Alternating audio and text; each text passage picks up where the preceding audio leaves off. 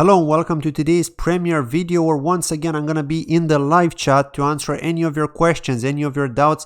Please do ask them in the live chat as I'll be watching this video together with you just to be able to assist you. And if you're not watching this during the premiere, do leave me a comment below. As always, I will try and get back to you within 24 hours or 48 hours at the latest if you've got any questions. But as always, do try to find the answers yourself by flicking through my older videos, because I have done various tutorials. I know many of you have asked me questions in relation to the KSX airdrop for ChainX. I have done videos explaining to you how you're going to get them. So basically just hold the coins in your wallet. Even though you're staking them, it doesn't matter. You will be eligible for the airdrop. If you hold them on Math Wallet, the same. You own the private keys, you own the crypto, you're going to get the airdrop. Now SherpaX are likely going to create a separate wallet. This is what I've been told, but again, this information is not 100% confirmed yet, so they'll make that public as it gets closer to the time with the Kusama Parachain auctions launch. But if you hold the keys, then you're going to get the airdrop, so don't worry about that. The only exchange that actually supports the airdrop is MXC Exchange. Don't ask me about Hotbit because, like I said before, Hotbit does not support it. Only MXC Exchange supports the airdrop. And if you hold them in your wallet, that's the safest way. And you can stake in the meantime to generate those nice dividends of 43% per year until the 25th of May, when it's going to get halved to 21.5%. But wow, we've got some good news today and I can't wait to share them with you. So aside from the price of PCX doing really well, we're finally out of that horrible downtrend which we thought is just not gonna end. We finally found some sort of support around the $8 range, and we're going to talk about that when we look at the chart a bit later. But first, I want to share with you some important information that I'm sure you probably missed if you looked into ChainX. If you've seen my video with BitBoy, the collaboration I had where I shortly and quickly explained what ChainX is all about, what they're trying to do. But I have not covered this important and critical information which you should really know, which is in relation to ChainX's future and how they're planning to become a secondary relay chain to Polkadot, and how important will that be. And of course SherpaX will likely do the same on Kusama. And then we've got some bullish news with Phala Network. I can't wait to share those with you. And then we'll talk about the Rokoku testnet when the parachains are going to get ready for the launch, of course, and for the bonding, because you got to remember there are only going to be 100 parachains on Polkadot and 100 on Kusama at the beginning, and then they're likely going to open more slots. But without further ado, let's talk about ChainX here first of all before we talk about the price, and later we'll talk about Phala Network. So please do hang around, and as always, don't forget to hit that like button. It does help with the algorithm to help the video rank and be found by other people that may be interested in this information. But let's take a look at the white paper here. And this is the second version. This is the latest white paper that ChainX have posted, which is really good. There's a lot to read through, but there's this specific section that I want to focus on in this video, and that is in relation to Polkadot's second relay chain. So as you know, a relay chain is referring to the parent blockchain, and then we've got the parachains, which are acting like side chains. These side chains are like miniature chains that are configurable, which have different kind of functionalities. They could be bridges, they could be trading parachains, they could be dApp parachains, like for example Phala Network, which is a dApp but also a DeFi ecosystem of its own, right? So now, why am I bullish on ChainX? And I've been saying this in various of my videos that I'm really bullish on them. And aside from them being just a bridge between Polkadot and Bitcoin, they're actually going to be a lot more than that. So they're going to act like a second relay chain. So let's look at this article here from the white paper. So parachains are developed using different types of blockchain technology, and relay chains are responsible for safeguarding the network's co-sharing consensus and facilitating interchain transactions among parachains. Relay chain itself does not deploy any applications. It is the parachains that develop and deploy the applications. Now, Polkadot is focusing on efficient interchain connection within its ecosystem, advances the entire blockchain development to a new level, and looks set to usher in blockchain 3.0. Now, ChainX will run as the second layer network to Polkadot after it releases the 2.0 version, and this is not until the first quarter of 2022, by the way.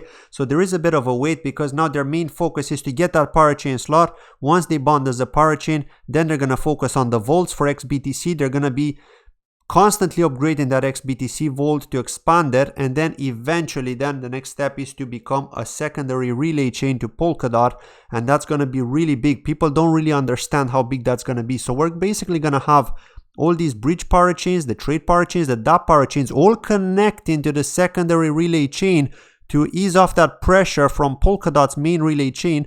And then you could see all the native blockchains, are going to connect. This is including Cardano, Monero, EOS, all the ones that you're aware of, Ethereum, Zcash, and so on, and Ripple even.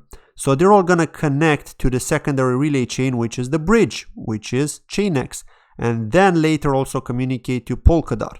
So here you can see how important ChainX is going to be. And one other thing that you got to keep in mind with ChainX is that any parachains that don't actually make it within the Polkadot ecosystem to bond to Polkadot, they can actually connect to ChainX as the secondary relay chain. So that's great because it offers those parachains a secondary opportunity. They were not able to bond to Polkadot, but they will be able to go on ChainX. So that'll tell you how big of a role ChainX is going to play in this ecosystem going forward. And this year, the way I see ChainX right now is like Kusama and Polkadot in its infancy, right? It's going to bond to the parachain. It's going to grow that vault with XBTC. Then it's going to expand to other assets, other cryptocurrencies. It's going to create different versions of tokens like X tokens because they're all going to start with an X. So all these different X tokens that are going to be used within the Polkadot ecosystem, be it in the DeFi platforms, be it in anything else.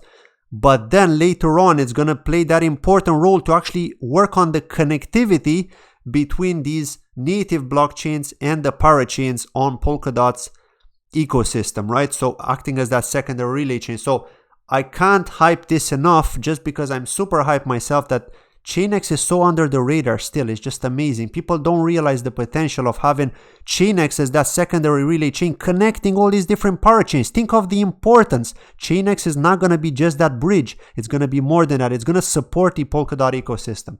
Now, let's take a quick look here at these four different points. So we've got the ChainX relay chain, that's the highest security guaranteed, responsible for the overall security consensus of the second layer network. Then there's the transfer bridge, which is the split transfer bridges to independent parachains to share the burden.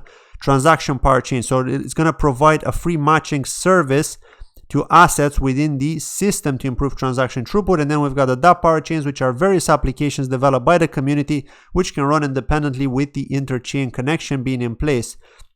And then they've got the roadmap here. So as you can see, they're going to work on XBTC 2.0 and so on. Of course, once they're doing the bidding and once everything else works in place here. So as you can see, their idea here with Sherpa X is likely that it's going to happen in April.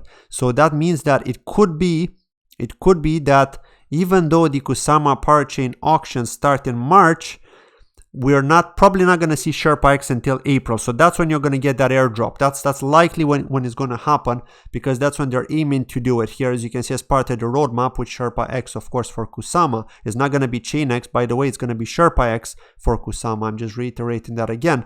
Now, for the Polkadot one, it's going to be ChainX. So they're planning to work on that a month later. So that's in May. So not that much longer to go, to be honest, now, if we look at it. And then, of course, all these different upgrades to XBTC, and so on until 2022, when it's going to release the second layer relay chain. And that's going to be the huge moment for ChainX to come into the spotlight. And I'm pretty sure that by then we're going to see PCX listed on all the major exchanges, at least on Binance, at least on Huobi, probably on Bitfinex, on other exchanges too, maybe even on Kraken, right? So not to hype you up here, but I'm super hyped myself, so I'm just sharing the hype. Hopefully you can do more research on this yourself. So yeah, do check out the ChainX white paper. Look for the Polkadot second layer relay chain section here, and then have a read of this and try to do more digging yourself. Go through the Medium articles and so on. But yes, I'm super hyped about their use case here of not just being a bridge, but a lot more than that. Now, the next thing I want to talk about with ChainX here is in relation to this last article that they've posted 2 hours ago. So more bullish news, and I think this is what caused the price spike. And aside from that, I do think something else has caused the price spike, which I'm going to talk about a bit later in this video. This video is probably going to be about 20 to 25 minutes long, so I'm going to try and keep it about that. I don't try to make them longer, but we've got this partnership or integration, we should say, and also partnership with Coming, that's the name of this platform. So ChainX and Coming's development team reached a strategic partnership. Coming is a blockchain encrypted real-time communication chat program using the Signal protocol that integrates communication and payment functions. Coming is committed to becoming the WeChat of the encrypted world, creating an encrypted chat system helping users reduce communication costs and improving the communication efficiency. After the successful launch of Coming, the ChainX network will serve as the Coming's identity key database for on-chain decentralized identity. Now here we go. XBTC will be introduced as a means of payment. And just to reiterate, if you don't know what XBTC is, it's basically going to be the token which is pegged to Bitcoin but on Polkadot. So you're going to be able to use this on all the different dApps and all the different blockchains that may need Bitcoin but can't have Bitcoin, and hence why these bridges play an important role. ChainX is one of those bridges. So XBTC will be introduced as a means of payment for its unique feature of lower handling fees and faster transfer speeds than Bitcoin. So what does that tell you? People are gonna need to mint XBTC in order to do that, and in order to get XBTC you need a vault. In order to get a vault you need to lock PCX. Now, the more vaults, the more PCX is locked. What does that do to the price? Well, I'll let you guess. Let me know in the live chat or in the comments if you're watching this a bit later. But only 6 seconds transfer times and a handling fee of less than 1 cent is a natural advantage. So how does the Signal protocol achieve end-to-end encryption? Well, have a read of this article. This is a bit complex here. This is like high-level maths here. And a lot of science in this, right? So if you like this sort of stuff, if you understand it, you've got an example here to understand how the encryption is going to work. But nevertheless, this just tells you here what the use case is going to be, right? I'm not going to spend time to try and dig too much into it because it doesn't make much sense. Now, the next thing I want to talk about is in relation to the price. We're going to take a quick look at the chart. I'm not going to spend too much time, but this is looking pretty bullish here because I was concerned. I did tell you when I was speaking about the chart here that we could potentially see some resistance around the first all-time high, which happened in August 2020, which was around 980. So we can see we had some support there. We had some support there, then we had some resistance when we tried to go back up, and as you can see we dropped back down. Even though we managed to break that resistance, we dropped back down, and then we encountered some support at the previous resistance, which was around the $8 area, which we've struggled to break in the past before we had this massive run up here. Now, as you can see, we've now broken this area here, and this is what I was looking for. This is exactly because this is basically breaking out of the trend. Now, what could happen is, of course, this could go back down, but it could also just bounce off this once again, because now this is the new support, this area here, and then we could potentially see it go higher, probably to the $13 to $14 area, and then we're likely going to see a new all-time high for PCX, depending on the news, depending what else is coming, right? It all depends on what they're tweeting, what they're updating us with. And of course, as soon as the Rokoku testnet deployment happens, which is not going to be too far off now, probably in March, I'm estimating it's going to be in March. And when that happens, then of course we're going to break out of this trend and we're going to see some bullish momentum, because it's going to get fueled by other things too. And I'm going to talk about that next. And that is Phala Network. Well, if you're a holder of Phala, I'm sure you're super hyped about this. I've known about this since it was like 10 cents. I held some Phala. I think I sold them, to be honest. I don't think I have any more at the moment. But I know that the community, the people that are watching this video, do hold some Phala, right? Because I seen your comments. So I'm super hyped about you. I think that Phala Network is going to do well personally, because it is helping with that data privacy. And we need data privacy, right? So it is important. It is going to play an important aspect. And it's amazing to see that a 1 billion total supply token, because it is a token at the moment, it is still an ERC20 token. It's going to get moved to Substrate. And it's been getting close to $1 here, right? So that's amazing, right? The market cap is 126 million because it's based on the circulating supply. Now the circulating supply is still low, 138.7 million here, as you can see. And it could continue to go higher. So you may be asking yourself, why the heck did this go 2x on me here? Well, why? Well, of course, what did you expect? What did I tell you? Every single time I was doing a video, I was telling you time and time again, right? Binance are supporting the DOT ecosystem. And here we go, right? Here we go. And what's interesting here is that because Phala Network is an ERC20 token, it is easier for Binance those ERC20s, right? And what's interesting, another thing that's interesting is that they're going to look at listing these tokens from the DOT ecosystem in the innovation zone against the BUSD pair, because they're trying to obviously market their stable token, Binance stable token BUSD pegged to the US dollar. But at the same time, they're also helping support the DOT ecosystem, right? More people are going to be trading on Binance. Like, why should you trade on a small exchange which barely has any volume and doesn't guarantee you security when you can just trade on Binance, which is secure, right? So that's why they're trying to bring people over to Binance. And again, if you're interested to trade on Binance, if you don't have an account already, please do check the referral link in the description of this video. You'll get 10% off your trading fees if you use my referral link. I would very much appreciate it. It would help support this channel too, so I could do more great content for you and for me too, because I'm also getting educated as I'm researching these news, not only you. So that's great, where everybody gets to learn. And the other thing that happened here, which is actually funny, is in relation to KuCoin. So as soon as Binance announced the listing, KuCoin announced the listing. Guess what, right? They normally charge a lot of money to list. So it just shows you here that they're trying to get a piece of the pie, right? It's like, no, Binance, you're not having it all. We're taking half of it. We're going to list too, right? So I'm super excited, because you know what's going to happen now. It's very likely that we're going to see some of the other tokens that have listed, or not tokens, but I should say projects, right? So those projects that have bonded to Rokoku testnet. And I've been saying this time and time again that these are in the spotlight. And guess who's going to come next? Well, you're going to find out in a moment. But as you can see, all of these are connected, right? So which ones went in the first batch? Well, we've got Plasm Network here, we've got Phala Network, we've got Akala, Kilt. These all went in the first batch. Now in the second batch, we had Interlay, which is not showing here. I'm not sure why. Part of Polka BTC, which is also a bridge to bring Bitcoin over to Polkadot. So kind of the same as ChainX, kind of like a competitor, but they don't have a token. They just have the tool to be able to do the swap. We've got Hydra DX here, which is part of the third batch. We've got Crust Network and also Darwinia. All of these are part of the third batch. They're all successfully connected now, right? Now, if we look at this handy guide that I'm using here, which I always check, you know, just to reiterate to people and to show them, especially if you're new, if you haven't seen this one before, because I did cover this in various videos, but maybe you haven't watched that video. This is how it's going to happen, right? So again, we've got all of those which connected here, all these parachains. We've got Plasm, Akala, Kilt, and Phala. Now we've got Crust, Darwinia, Hydra DX. We've got Interlay. And then next to the fourth batch, we've got Bifrost. So what does that tell you now? Well, we could expect, and again, this is just speculation from my side. Please don't go ahead and just rush to buy Ring Token or Katon. But Ring Token from Darwinia could very likely go to Binance Innovation Zone 2. I'm speculating that this is likely to happen in the next couple of weeks. In my personal opinion, I could be completely wrong, so please don't speculate on this. But I do think that anything that goes into the spotlight by deploying to Rokoku testnet is going to go on Binance, because Binance have announced support for the DOT ecosystem. I'm just reminding you once again.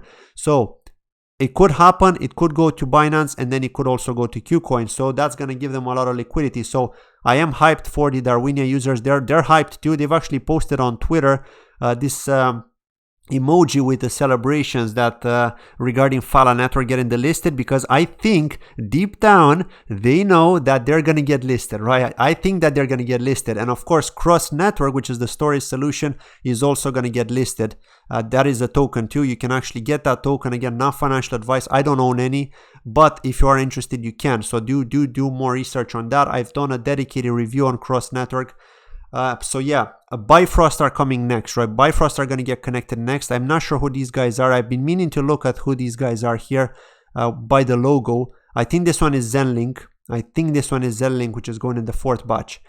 And Clover, I'm super hyped on Clover. They're going in the fourth batch too. So, but they don't have a token yet. So without having a token, I don't think there's nothing for Binance to list yet, right? So until they list a token and they generate a token, the CLV token. And again, the CLV token that you see on CoinMarketCap or CoinGecko is not the real one that matches to Clover. Do check it, because if you go to their website, it's totally different from Clover DeFi, right? Or Clover Finance. I've done a video on Clover. Do check it out on my channel. Search for the word Clover and you'll find it. And of course, in the fifth batch, my favorite project, ChainX, is gonna get deployed to Rokoku. And what does that tell you? Well, you don't even have to guess. You don't even have to guess. You already know the answer. Because if Darwinia and Crust are going to get listed in the Binance Innovation Zone, you can very well guess that that's right, PCX is going to get listed there too, right? And again, this is just speculation from my side. We still need to see what's going to happen with Darwinia and Crust. But it's very likely that PCX is not going to get listed on Binance before Darwinia or Crust, simply because these ones have already bonded. Let me go back here. They've already connected to the Rokoku testnet. So they're pretty much ready. Now, Hydra DX would probably get listed on Binance too. But if you don't already know, as I've covered it in a video, they're not going to be ready yet for quite some time with a token on substrate. They're still working on that. So they've got what do they have? XHDX, right? HDX is going to be the name of the token on substrate, which is on the Polkadot ecosystem, but XHDX is the Ethereum version, which apparently cannot be transferred. I think it's locked. So you get it in your wallet, and I don't think you can transfer it out until you're able to swap it for the HDX token on substrate. There's going to be a swapping method there. So again, this one I don't think is going to get listed on Binance anytime soon, but I'm definitely bullish on Darwinia and also on Crust network, like I said, because these tokens are tradable at the moment, and the fact that they're tradable gives them that extra edge in regards to the listing. So yeah, I'm really curious if I'm right about this. Again, I don't have any insider info. Don't quote me on this. And even if I did, I wouldn't say it. I mean, if I did, I wouldn't say it because it's not fair, right? But I do. This is just speculation from my side based on what has happened with Phala Network, and that yeah, they're gonna come next. But yeah, this is pretty much it from my side today, and from today's video. Just over 21 minutes here, almost 22 minutes. So thank you very much for watching. As always, leave a comment below. Don't forget to hit the likes and subscribe if you're new. Thank you for watching. I'll see you in my next video. Take care. Bye bye.